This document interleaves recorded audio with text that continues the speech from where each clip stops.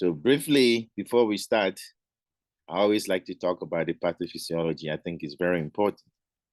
Usually in normal people, we make insulin, okay? And the function of insulin, if this is the cell, insulin is used for glucose metabolism. So this is glucose. Insulin push glucose inside the cell so that this cell can metabolize, use the glucose for energy. If the body doesn't have glucose, well, it will look for other places. And the common place it uses is fat, the breakdown of your fat or proteins, because it doesn't have glucose. The number one macromolecule your body uses is glucose. So if there's none, it's going to use fat or protein.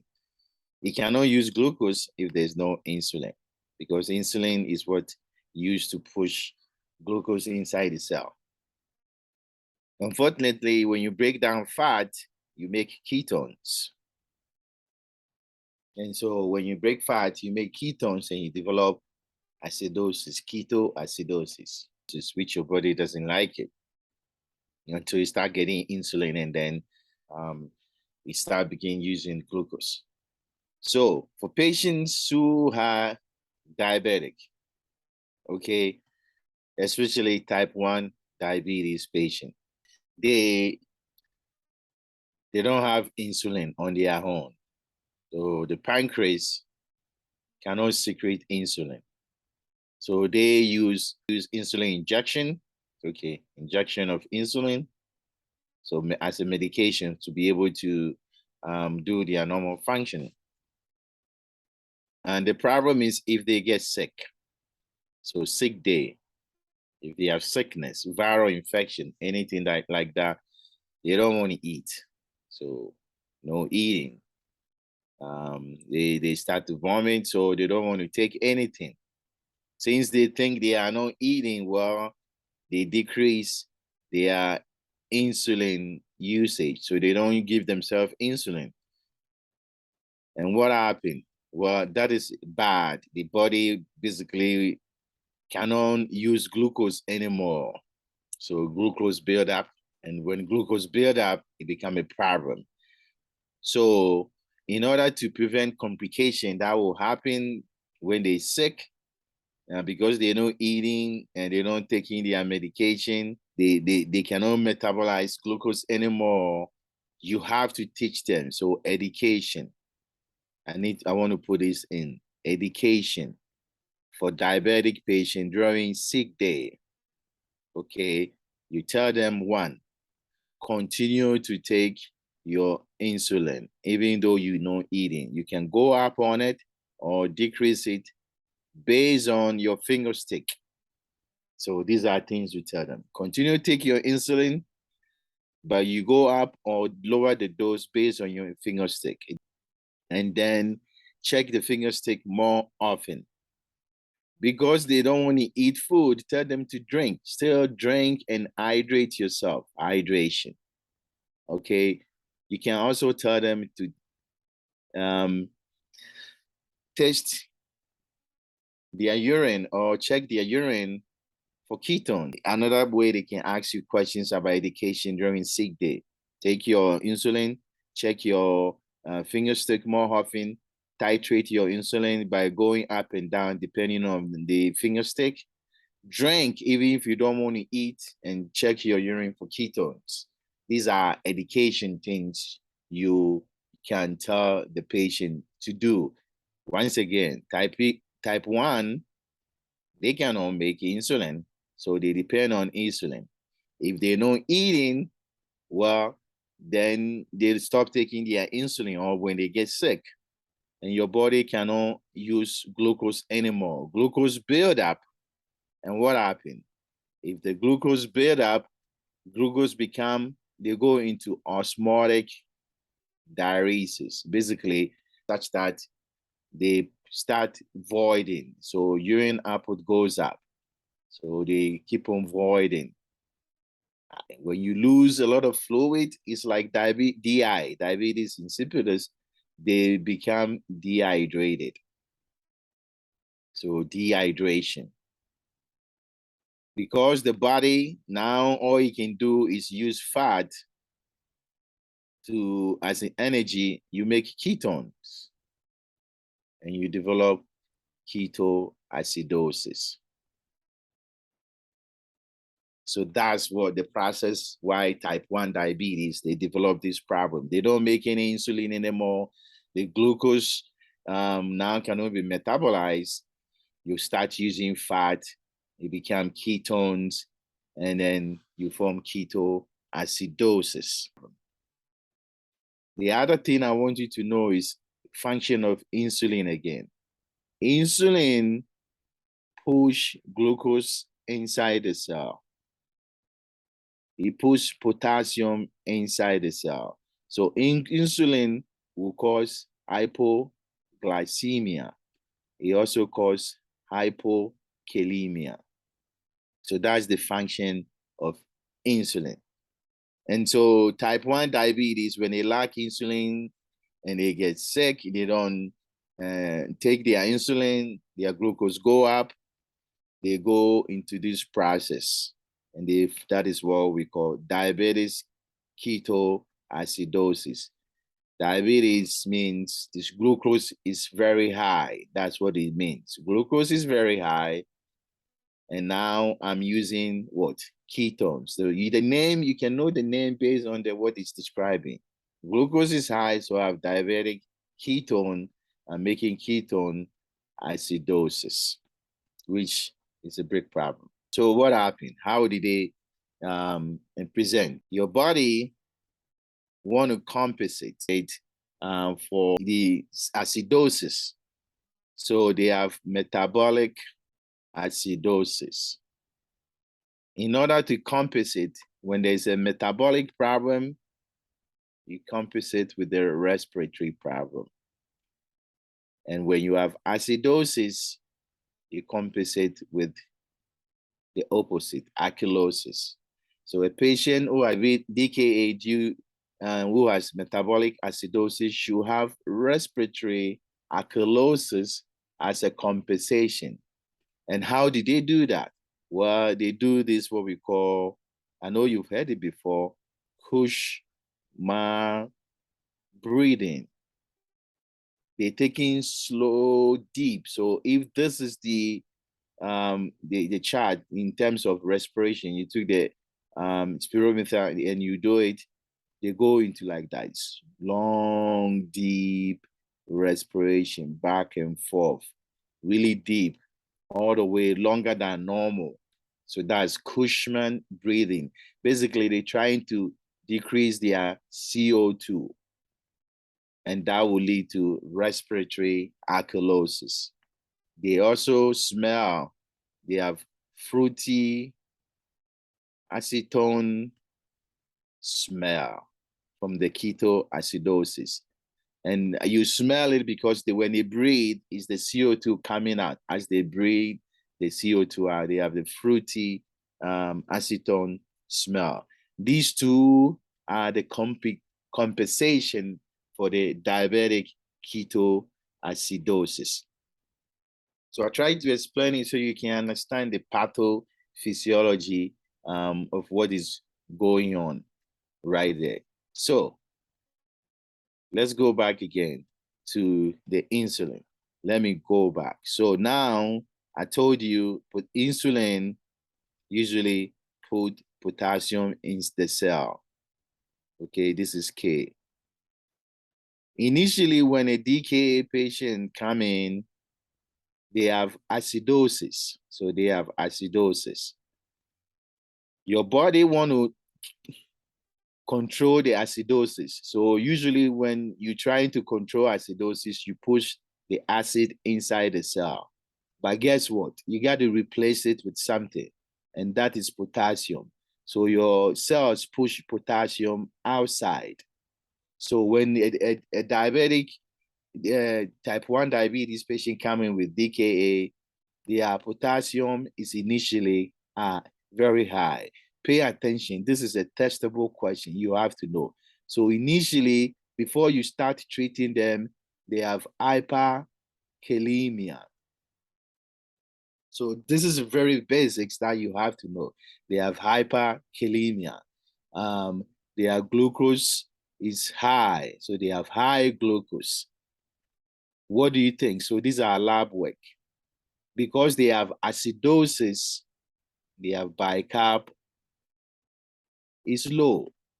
So it's like less than 18. So it's in a low normal. They have acidosis, so their pH is also low. It's less than like 7.3.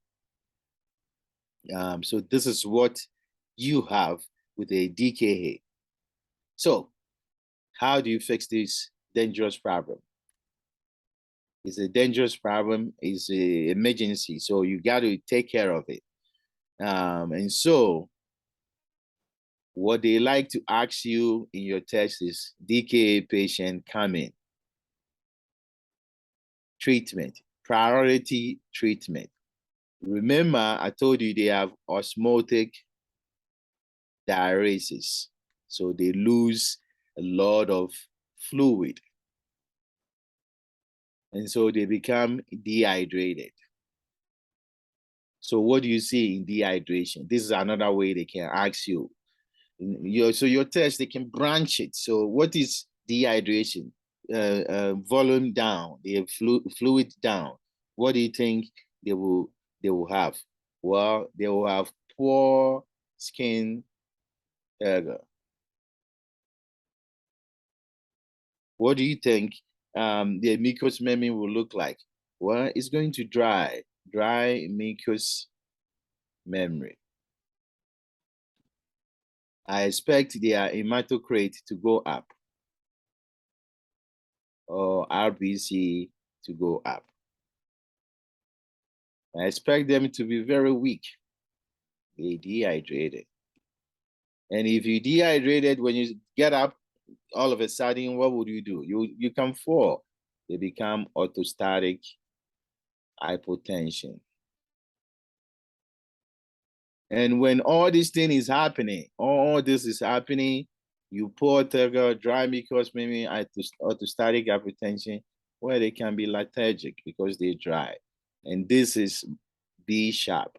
Check my priority, prioritization, this thing. All these things are signs of dehydration, prioritization. And this is equivalent to what? Shock. They can go into shock. So number one problem of DKA is hypovolemic shock, which is the S of the B sharp. You see how they can ask you questions in a different way. So treatment, number one, based on what I told you, is a pathophysiology. All this thing is because they're losing fluid. You shouldn't wait to do anything rather than IV fluid. The number one treatment for DKA is a bunch of fluid, IV fluid. Let me explain to you why IV fluid is important. If you give them insulin, because they're lacking insulin first. So if you give insulin as number one, what would insulin do? It put the glucose inside the cell. It will put the potassium inside the cell. And what does it do? It put water inside the cell. All these things is going to worsen the dehydration. So they become more dehydrated and they become a problem. So what you do is first give them all the fluid they've lost, like large amount of fluid as much as possible quickly. Then the number two, you give them their insulin, IV insulin. So then you give them insulin to control the glucose. There is a caveat, okay? You have to be careful. The glucose will go down as you start giving them the insulin. As soon as you get to 250, okay, your finger stick shows 250, you have to start giving them glucose by what? D5W. It's a little bit counterintuitive. Why? The patient is already in DKA. why am I giving another D5W? Well, like I said, when you're giving the insulin, insulin is going to drop down the glucose. So it will go down. You don't want to wait until the glucose is 50 or 100 before you realize they will go down to 20.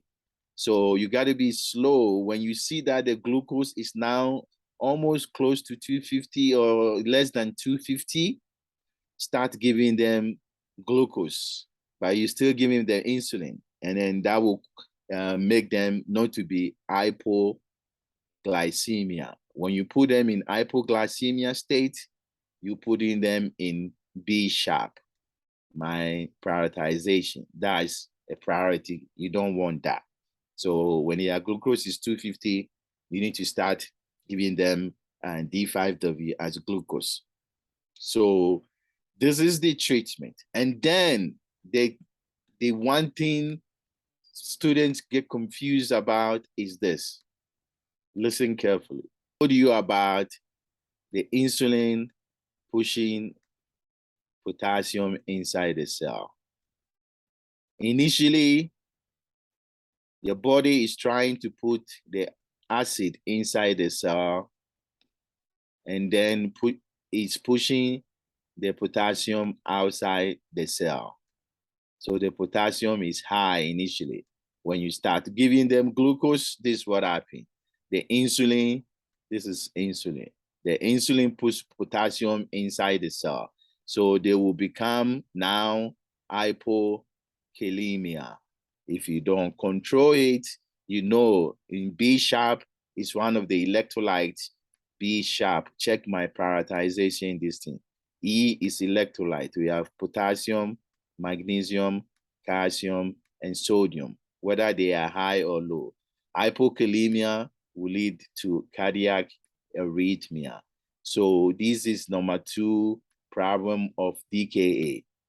DKA is dehydration, so hypovolemic shock and cardiac arrhythmia. These 2 things should be ingrained in your head.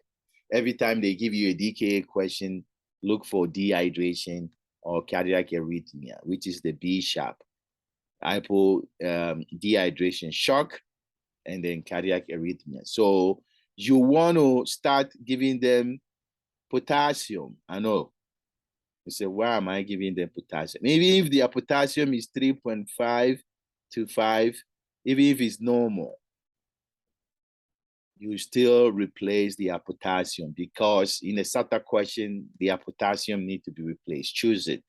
If you don't do that, the insulin will push all the glucose, the potassium in, they become hypoglycemic, and they go into cardiac arrhythmia. Therefore, in DKA, you have to replace potassium when you're controlling the acidosis. So let's recap. Treatment, number 1, IV fluid, IV fluid, IV fluid before insulin. And then you give them potassium for DKA. And so these are everything you need to know about diabetics and ketoacidosis. I've given you the lab work, the treatment, and then what you should expect. The next one is Hyperosmolar Hyperglycemic State. This is usually common in patients with type 2 diabetes. Okay. The reason why it occurs is because they can make insulin. Type 1 cannot make insulin. So these people can make, but it's not enough. So they go into this hyperosmolar hyperglycemic state. The actual definition is in the name. Scientists sometimes don't know what to do, so they give name to things using using words to describe the mechanism. So that means hyperosmolar. That means their osmolarity is very high due to what?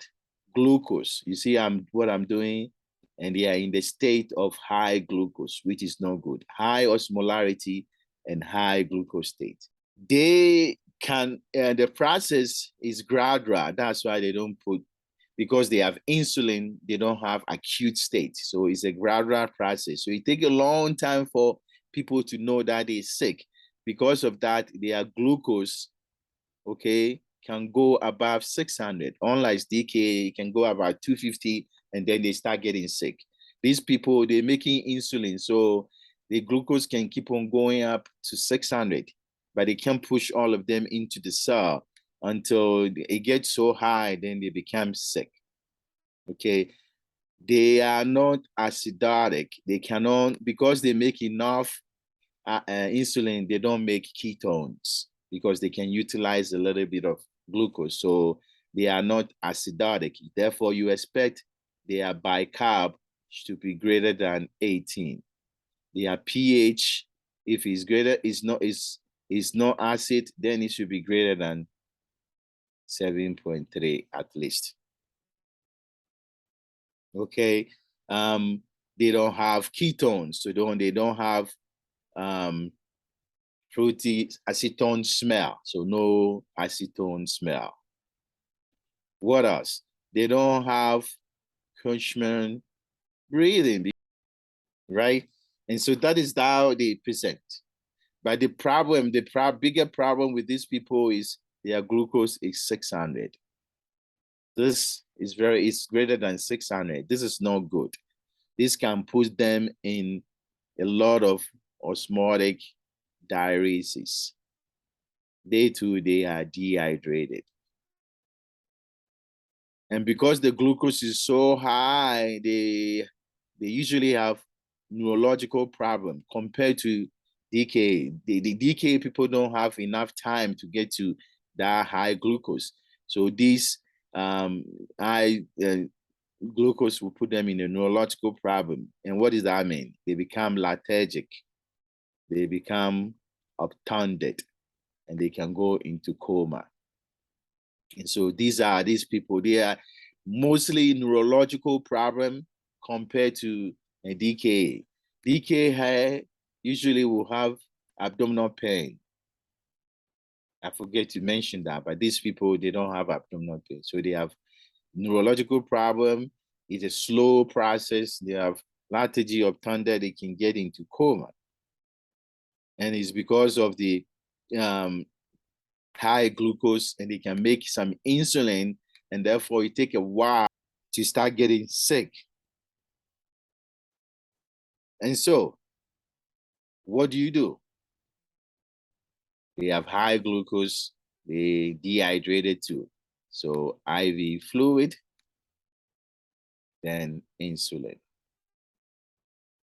In your test, they'll try to confuse you. They give you a SATA question and they combine it. Like they will say, somebody has HHS. Which of the following you expect? And then they will put Cushman breathing.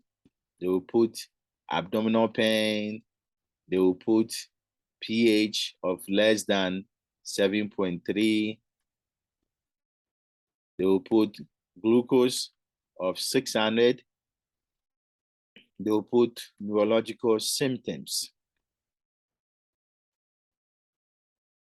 Based on what I've told you, they don't have Cushman breathing. They don't have abdominal pain. Their pH is greater than 7.3. Their glucose is 600, above 600. They have neurological symptoms. The treatment is IV fluid and insulin. This is a gradual process. They can even put ketones where they have no ketones. They have no acetone smell. You see what I'm doing? I'm putting SATA question, but it's for HHS. It's not, and then I'm putting DKA stuff in it. Or I can tell you a patient coming with DKA, with ketoacidosis, fruity smell. Which of this is a priority concern? Well, if I see hypokalemia, I'm worried because I know you're not replacing their potassium. That's why they're hypokalemic. So this is a priority. If I see dehydration, mucous memory dry, that is a priority. They can also ask you, what do you do first? IV fluid, IV fluid, IV fluid. So this is a summary of DKA and HHS.